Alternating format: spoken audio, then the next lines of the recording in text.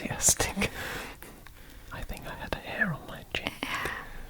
They're always really enthusiastic, like with Sanremo and everything. And yeah, I'm really excited to see who will represent Italy in Italy. Perhaps someone really well known. And I quietly hope that maybe they will have an orchestra. Yeah, I think it's very much possible. Because they still use a live orchestra in Sanremo, and they use it to select their Eurovision song now. But Eurovision is even based on Sanremo, so you never know. Eurovision is coming home. Yeah. So, what was your favorite? Bulgaria. I don't need to think about that. That was obvious. But I think the performance was... I didn't think it was bad in the semi-final. Some people did. But I thought that it was good, if not better, in the final. Yeah, I thought it was nice. It came 11th, was it? Pretty good result for Bulgaria. And only just outside the top 10. But yeah, I will keep listening to the song after Eurovision, and I guess that's what counts. Yeah, I think for many years. Yeah. Until I die. But it was funny that in the semi-final, Bulgaria was before Finland, and then in final after Finland. Yeah, then best of friends. Maybe not. My favorite was Norway. I thought he sang really well. I find the song really meaningful, and I just think he's the most likable artist this year, or was. And I don't know, I love it when I listen to them. Like, oh, I love this so much.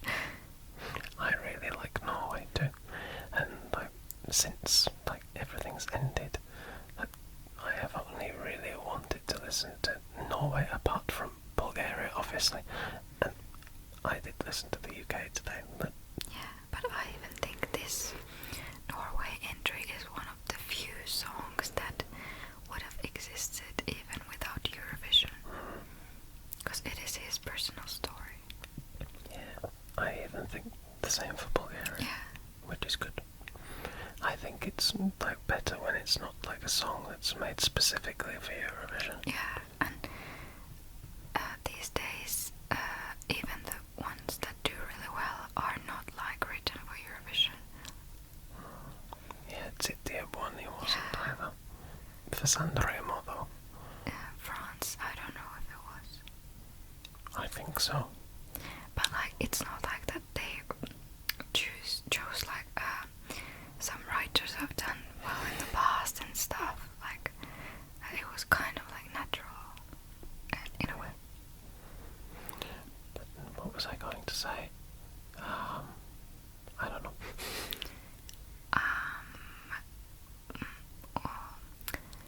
Who did you think was not so good?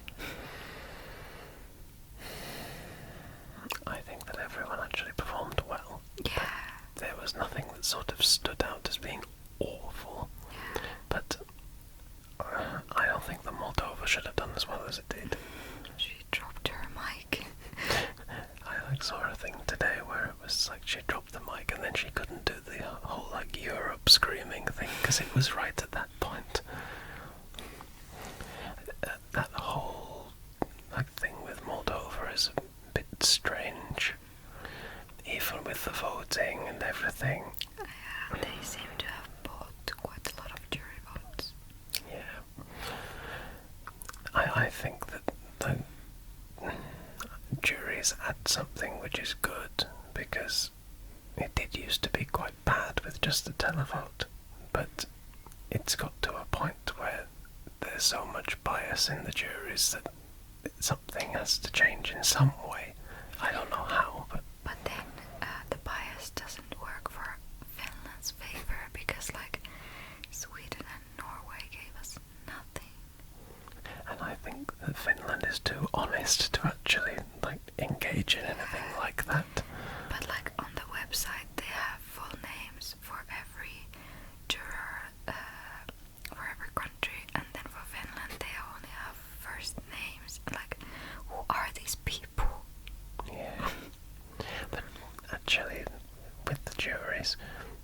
was really surprised when I looked who was in the Austrian jury yesterday, because like outside Eurovision I really like musicals, and I've been to see one musical in particular in Germany, and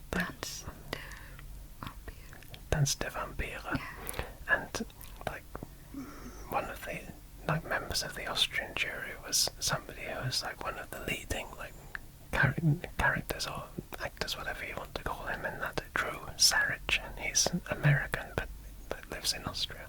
I was quite shocked. That was a side note. But for me, I think who really would have deserved to come last was Germany. I like the song, but I felt quite like embarrassed for him and for Germany when it was on. I didn't. I think that like the UK deserved to come last. I have no problem with the coming last. Like we have this term in Finnish called myötähäpeä, which is like when you join in feeling embarrassed for someone. That's what I was feeling. I always, like, not always, but I thought that the UK would probably come last, and it did. I just don't think that it deserves 0 points. It was really heartbreaking. Maybe like 1. 1 would have been good. I could have coped with 1 point, but 0 is quite hard to take. Honestly, I was counting on Ireland. I wasn't. As soon as there were 0 points from the jury, I was 99.9% sure that it would be 0 from the televote. For whatever reason, or not, I'm not somebody who will be like, we didn't get it because of Brexit and stuff like that, because that is stupid. But I think that this year the song was good. It wasn't the best, but it was perfectly fine. It is something that would be on the radio in the UK. But the BBC never give any effort with staging, and having 2 massive trumpets and a podium on stage doesn't really count as fantastic staging. But I just think to do well in Eurovision and to get any points, you have to be like a love or hate song. You can't be in the middle, because then no one will love you and no one will vote for you. Maybe. I am happy that like the UK sent something that would be like on the radio. But I'm really happy that many fans and people in the UK are like supporting him and buying his music and stuff, and this is what it's all about. And he reacted really well. Yeah. He wasn't a sore loser or anything, and he hasn't been that throughout the whole thing. He's been really enthusiastic, and I think he's been a really good representative for us. Yeah, but it was really heartbreaking in the televote when like 4 countries got 0 points. I really thought it would never end. Like 10 countries like 0 points, then Italy 1,500,000. I think it would have been funny. Like France and Italy, the only one with televotes. Because even the rest of them were quite low. But there were only a few that had like over 60, I think. But hey, let's talk about Finland. Yes, boss. We got our 2nd best result ever. We came 6th. And even in points, the best one ever. But only because of the new system. And we won the televote in the semi-final. And I was in doubt of like whether we would qualify. I was really, really certain that like Finland would at least qualify, and I was certain of top 10, but Ninni and her mum, I don't really know about your dad, but didn't believe me. He thought we would win, but I think he always does. He probably thinks that Finland would win even with your worst entry.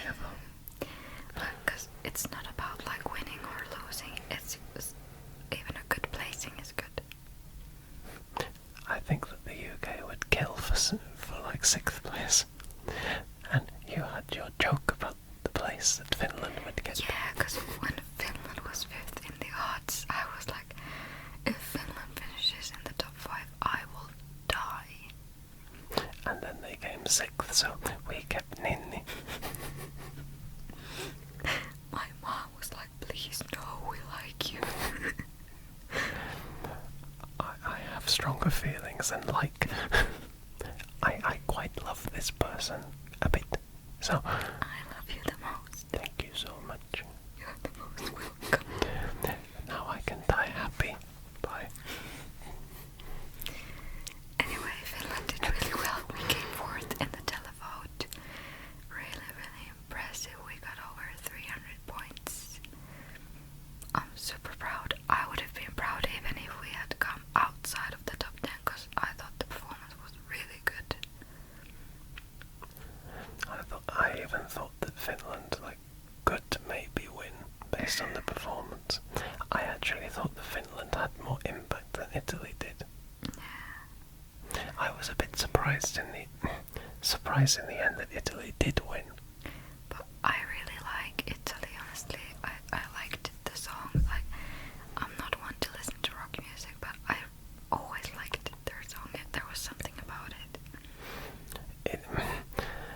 It was the one that I disliked most in Sanremo. I was quite unhappy that it won, because my favourite came second. But I also don't think that my favourite in Sanremo would have won Eurovision. I'm quite surprised that Italy actually won anyway. But I don't mind the song. I don't hate it. Should we talk about the country that was at the top of the betting odds for like a month before the contest? Well, yeah. And who is that? Malta.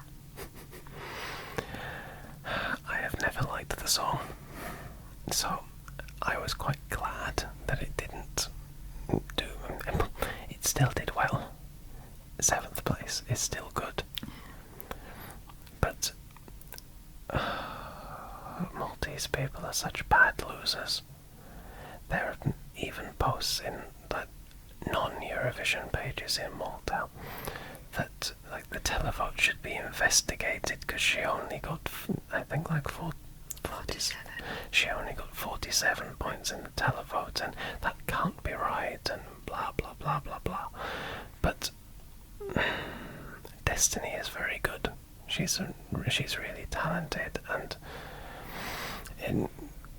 she deserves to do well. And she didn't perform badly, but it was not the song that fits her best. Well, my story with this is that I had wanted to see Destiny in Eurovision for so long, and I was really, really happy with her song last year. I loved it so much. Then this year I kind of forced myself to love it because it wasn't my kind of song, but I really love Destiny. But then there was so much marketing with it, and whenever the Eurovision account would go live, it would always be her, and there was so much Destiny, and I would get sponsored posts on Facebook, on Instagram, on Twitter, even in Finnish, and it really put me off from voting for her, even though it was my dream to see her in Eurovision. So I don't know. This is always the way with Malta. And not to be in any way controversial, but Malta has this habit that they think that they can throw money at anything, whether it be Eurovision or otherwise, and that they will always win and always be the best, and it doesn't work. If her manager started putting Facebook posts out because she was 6th in the running order, if the song is memorable enough, it will still win. And I still have my theory that they had paid somewhere along the line something to the EBU, because she was constantly on the official Eurovision Instagram pages with lives. Before the semi-final, before the final and stuff, but I really like Destiny. I am super happy to follow her career after this. I would rather forget altogether that she was in Eurovision, because I don't know, I just feel like she couldn't handle the pressure. It affected her personality, and I don't know, I feel really uncomfortable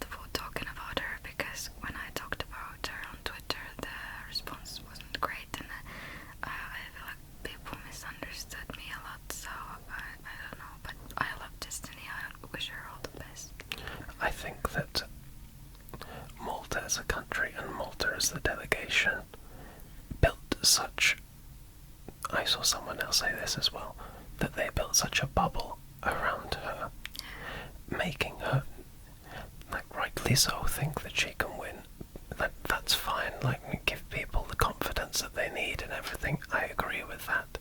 Like, you don't go to your singer and say, you will instantly come last. That would be bad. That's what the UK does.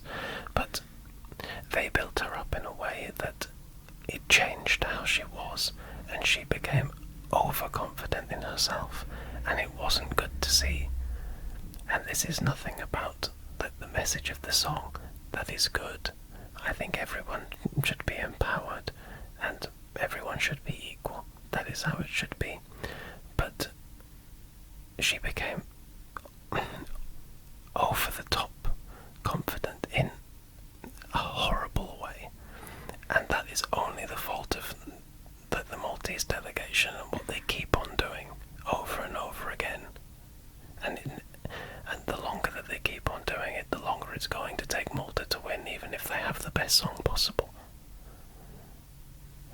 Yeah, I don't know what to say. Like, I would have been happy if she like came third or whatever, won, but like, I didn't like the attitude. I'm sorry. Like, yeah. Finnish people are usually quite humble, and I'm used to that, so maybe it's just my fault to not get it. But it has nothing to do with her like race and stuff. I don't understand why it would be about that, because it was just her facial expressions. We all had them. She seemed extremely ungrateful for any of the points that she got when she was in third place.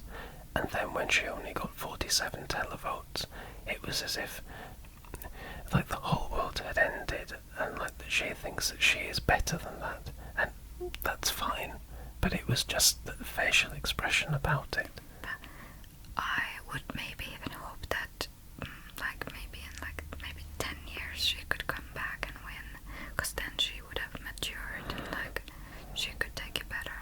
Because she's only 18, so I get it. It's difficult to represent a whole country that is expecting you to win. Malta has over high expectations on everyone who represents Malta, and I think it's too harsh.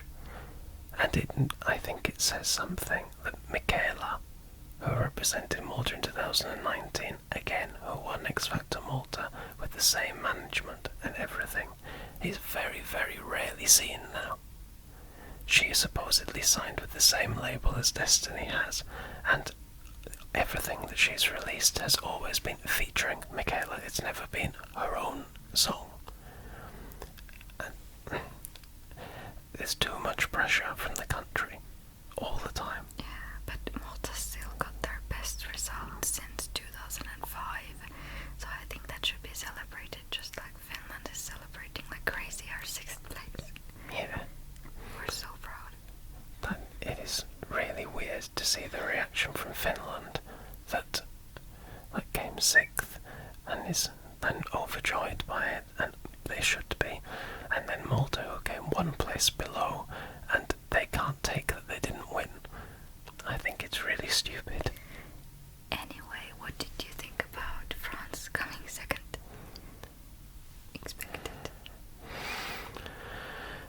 I have never got the song, and I still don't get the song, and it's not my thing. But it's nice that France came 2nd after all this time. Yeah, I'm really happy for them. The song wasn't for me, but I'm super happy for France and all the French fans. Who came 3rd? Switzerland. I'm actually really happy with Switzerland. Honestly, he sang so beautifully. The performance is still a bit... I don't get it. A lot of other people do, and that's fine. But he sang really well. The song is good. But he deserves that place. It's still not my favourite. I still wouldn't listen to it that much, but it is a good song. But I think it's a performance I want to rewatch just because of the vocals. Yeah. What did you think about Ukraine? I like Ukraine's song. I still, again, wouldn't listen to it outside of the contest. But I could have seen it winning. I'm surprised it only came 4th. Yeah, because it stood was unique in a good way, I think. But they still did really well. I'm happy for them. I think that's their best result for a really long time. Maybe since they won. Yeah, probably. And what about who came fifth? Iceland? Actually, no. Ukraine came fifth. Oh, I'm sorry. Iceland came fourth. Oh. That's Iceland's best result for a really, really long time. I thought that... I don't have many thoughts on Iceland, because it's the same performance that we saw in the semi-final. Because they were still in quarantine, and that is fine, it's not their fault. But there was nothing changed, so it was fine. Yeah, I like the idea of watching the same performance from the semi-final. Like, it just bored me, but I understand that if you saw it for the first time, that it was good. Like my dad liked it a lot. Then the vast majority of people in the UK who aren't Eurovision fans will only watch the final, because that's what gets shown on main television in the UK. The semi-finals are on, and we all have those channels now, but it was what was only a digital channel, so it wasn't, they wouldn't really show the semi-finals on main TV, so they only watch the final, and it would have an impact then. It's only really Eurovision fans and the countries that are in the semi-finals that would maybe be a bit bored of it by that point. But some people really love it, and that's fine as well. Do you have some other country you would still want to talk about?